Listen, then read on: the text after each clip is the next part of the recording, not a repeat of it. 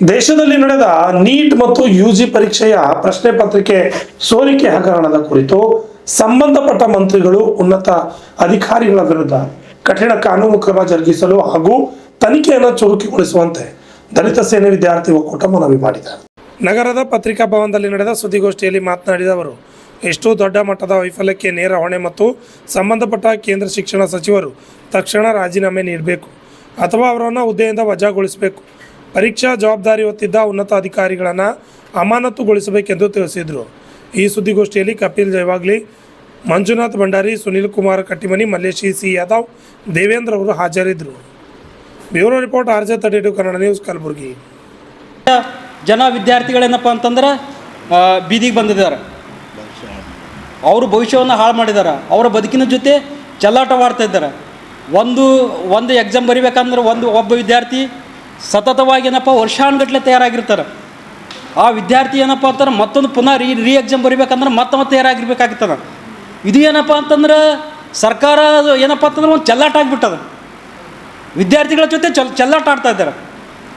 ಚೆಲ್ಲಾಟ ಆಡೋದು ಅವ್ರ ಭವಿಷ್ಯದ ಜೊತೆ ಅವರು ಇದು ಕೇವಲ ವಿದ್ಯಾರ್ಥಿಗಳ ಜೊತೆ ಅಷ್ಟೇ ಅಲ್ಲ, ಈ ನಾಡಿನ ಸಮಸ್ತ ನಾಗರಿಕರ ಜೊತೆ ಬದುಕಿನ ಜೊತೆ ಅಂತ ಏನಪ್ಪ ಅಂತಂದ್ರೆ ಚೆಲ್ಲಾಟ ಆಡ್ತಾ ಸರ್ಕಾರದ ವಿರುದ್ಧ ಸೂಕ್ತ ಕಾನೂನು ಕ್ರಮ ಕೈಗೊಳ್ಳಬೇಕು. ಮತ್ತು ನಾವು ಈ ರಾಷ್ಟ್ರೀಯ ಪರೀಕ್ಷಾ NTA ಮುಖಾಂತರ ಏನು ನಡೆಸಿದ ಪರೀಕ್ಷೆಯು ಅತ್ಯಂತ ವ್ಯವಸ್ಥಿತ ಜಾಲನ ಸೋರಿಕೆಯಾಗಿದೆ. ಇದು ಏನಪ್ಪ ಅಂತ ತನಿಖೆಯಿಂದ ಬಹಿರಂಗಗೊಂಡದ. ಸ್ವತಃ ಪರೀಕ್ಷಾ ಮಂಡಳಿಯ ತಜ್ಞರು, ಪ್ರಭಾವಿ ವ್ಯಕ್ತಿಗಳೇ ಈ ದಂಧೆಯಲ್ಲಿ ಭಾಗಿಯಾಗಿದ್ದಾರೆ. ಇಡೀ ದೇಶ ಏನಪ್ಪ ತಲೆ ತಗ್ಗಿಸುವಂತೆ ಮಾಡ್ಯದ. ಇಂಥ ಪುನರಾವರ್ತಿತ ಹಗರಣಗಳು ದೇಶದಲ್ಲಿ ಪರೀಕ್ಷಾ ವ್ಯವಸ್ಥೆ ಮೇಲಿನ ನಂಬಿಕೆ ಅನ್ನೋದು ಸಂಪೂರ್ಣವಾಗಿ ಏನಪ್ಪ ಅಂತ ನಾಶಪಡಿಸ್ಯಾವ. ಭ್ರಷ್ಟಾಚಾರದ ಕಾರಣದಿಂದ ಅರ್ಹ ಮತ್ತು ಬಡ ವಿದ್ಯಾರ್ಥಿಗಳಿಗೆ ಅನ್ಯಾಯವಾಗುತ್ತಿದ್ದು ಹಣಬಲವರಿಗೆ ಸೀಟುಗಳು ಮಾರಾಟವಾಗುವ ಭೀತಿ ಎದುರಾಗ್ಯದ. ಆದ್ದರಿಂದ ಈ ದೇಶದ ಸಂವಿಧಾನಿಕ ಮುಖ್ಯಸ್ಥರಾದ ಗೌರವಾನ್ವಿತ ರಾಷ್ಟ್ರಪತಿಗಳು ಮತ್ತು ಪ್ರಧಾನಮಂತ್ರಿಗಳು ನಾವು ಏನಪ್ಪ ಅಂತಂದ್ರೆ ಒತ್ತಾಯ ಮಾಡ್ತಿದ್ದೆವು. ಏನು ಒತ್ತಾಯ ಮಾಡ್ತಿದ್ದೆ ಅಂದರೆ ಇಷ್ಟು ದೊಡ್ಡ ಮಟ್ಟದ ವೈಫಲ್ಯಕ್ಕೆ ನೇರ ಹೊಣೆ ಹೊತ್ತು ಸಂಬಂಧಪಟ್ಟ ಕೇಂದ್ರ ಶಿಕ್ಷಣ ಸಚಿವರು ತಕ್ಷಣ ರಾಜೀನಾಮೆ ನೀಡಬೇಕು ಅಥವಾ ಅವರಿಂದ ಆ ಹುದ್ದೆಯಿಂದ ಕಿಕ್ಔಟ್ ಮಾಡಬೇಕು. ಪರೀಕ್ಷಾ ಜವಾಬ್ದಾರಿ ಹೊತ್ತಿದೆ NTA ಉನ್ನತ ಅಧಿಕಾರಿಗಳು ತಕ್ಷಣ ಅಮಾನತುಗೊಳಿಸಬೇಕು ಮತ್ತು ಅವ್ರಿಗೆ ಏನಪ್ಪ ಅಂತಾರೆ ತನಿಖೆಗೊಳಪಡಿಸಬೇಕು. ಪ್ರಶ್ನೆ ಪತ್ರಿಕೆ ಸೋರಿಕೆ ಜಾಲದಲ್ಲಿ ಕಿಂಗ್ ಪಿನ್ಗಳು, ಮಧ್ಯವರ್ತಿಗಳು ಇದರಲ್ಲಿ ಭಾಗಿಯಾಗ್ಯಾರ. ಭ್ರಷ್ಟ ಅಧಿಕಾರಿಗಳ ವಿರುದ್ಧ ಕಠಿಣ ಕಾಯ್ದೆಗಳಡಿ ಗುಂಡಾ ಆ್ಯಕ್ಟ್, ದೇಶದ್ರೋಹಗಳಂಥ ಗಂಭೀರ ಪ್ರಕರಣಗಳು ಅವ್ರ ಮ್ಯಾಗ ದಾಖಲಿಸಿ ಜೈಲಿಗೆ ಕಟ್ಟಬೇಕು.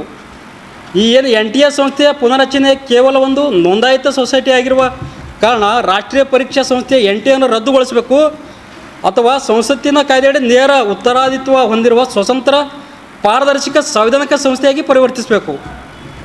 ಮತ್ತು ನಮ್ಮದು ಇನ್ನೂ ಡಿಮ್ಯಾಂಡ್ ಏನಪ್ಪ ಅಂತಂದರೆ ಸುಪ್ರೀಂ ಕೋರ್ಟ್ ಉಸ್ತುವಾರಿಯಲ್ಲಿ ತನಿಖೆ ಆಗಬೇಕು. ಪ್ರಸ್ತುತವಾಗಿ ನಡೀತಿರುವ CBI ತನಿಖೆ ಯಾವುದೇ ರಾಜಕೀಯ ಪ್ರಭಾವಕ್ಕೆ ಒಳಗದಂತೆ ಮಾನ್ಯ ಸರ್ವೋಚ್ಚ ನ್ಯಾಯಾಲಯ ನಿವೃತ್ತ ನ್ಯಾಯಾಧೀಶರು ನೇರ ಉಸ್ತುವಾರಿಯಲ್ಲಿ ನಡೆದು ವರದಿ ಸಲ್ಲಿಕೆ ಆಗಬೇಕು. ಮತ್ತು ಇನ್ನೂ ನಮ್ಮದು ಏನು ಡಿಮ್ಯಾಂಡಪ್ಪ ಅಂತಂದ್ರೆ ನೊಂದ ವಿದ್ಯಾರ್ಥಿಗಳಿಗೆ ಮಾನಸಿಕ ಮತ್ತು ಸಾಮಾಜಿಕ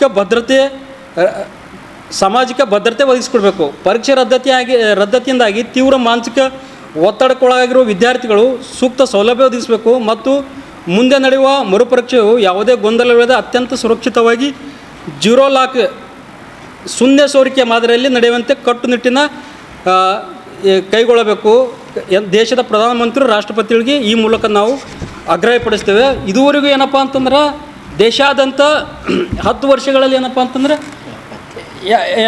79, 80, 90% ಏನಪ್ಪ ಅಂತಂದ್ರೆ ಪ್ರಶ್ನೆ ಪತ್ರಿಕೆ ಸೋರಿಕೆ ಆಗ್ಯಾವ. 2024 ಕಾಯ್ದೆ ಪ್ರಕಾರ ಏನಪ್ಪ ಅಂತಂದ್ರೆ ಯಾರಿಗೂ ಏನೋ ಶಿಕ್ಷೆ ಆಗಿಲ್ಲ. ಆ ಕಾಯ್ದೆಯಿಂದ ಮತ್ತೆ ಯಾಕೆ ಮಾಡಿರಿ? ಆ ಕಾಯ್ದೆಯನ್ನು ಸರಿಯಾಗಿ ನೀವು ಸಮರ್ಪಕವಾಗಿ ಕಟ್ಟುನಿಟ್ಟವಾಗಿ ಜಾರಿಗೊಳಿಸಿದಿರಿ ಅಂತಂದರೆ ಮುಂದೆ ಇವು ಆಗ್ತಿರಲಿಲ್ಲ. ಬಟ್ ಕಾಯ್ದೆಯನ್ನು ಜಾರಿಗೆಗೊಳಿಸೋ ಸಲುವಾಗಿ ಏನಪ್ಪ ಅಂತಂದರೆ ಪದೇ ಇಂಥ ಒಂದು ಪ್ರಮುಖ ಹುದ್ದೆಗಳ ಪ್ರಶ್ನೆ ಪತ್ರಿಕೆ ಸೋರಿಕೆ ಆಗ್ತದವ. ಮತ್ತು ಇದುವರೆಗೂ ದೇಶಾದ್ಯಂತ 17 ವಿದ್ಯಾರ್ಥಿಗಳೇನಪ್ಪ ಅಂತಂದ್ರೆ ಆತ್ಮಹತ್ಯೆ ಮಾಡ್ಕೊಂಡ್ರೆ, ಸೊಸೈಡ್ ಮಾಡ್ಕೊಂಡ್ರೆ. ಅದಕ್ಕೆ ಎಲ್ಲ ಈ ಸೊಸೈಡ್ ಮಾಡ್ಕೊಂಡಂಥ ಕುಟುಂಬಗಳಿಗೆ ಸರ್ಕಾರ ಏನಪ್ಪ ಅಂತಂದ್ರೆ 50 ಲಕ್ಷ ರೂಪಾಯಿ ಪರಿಹಾರಧನ ಕೊಡ್ಬೇಕು ಅವ್ರಿಗೆ. ಇವತ್ತಿಗೂ ಪ್ರತಿಭಟನೆ ನಡೆದವ, ಇಂದಿಗೂ ಕೂಡ ಪ್ರತಿಭಟನೆ ನಡೆದವ.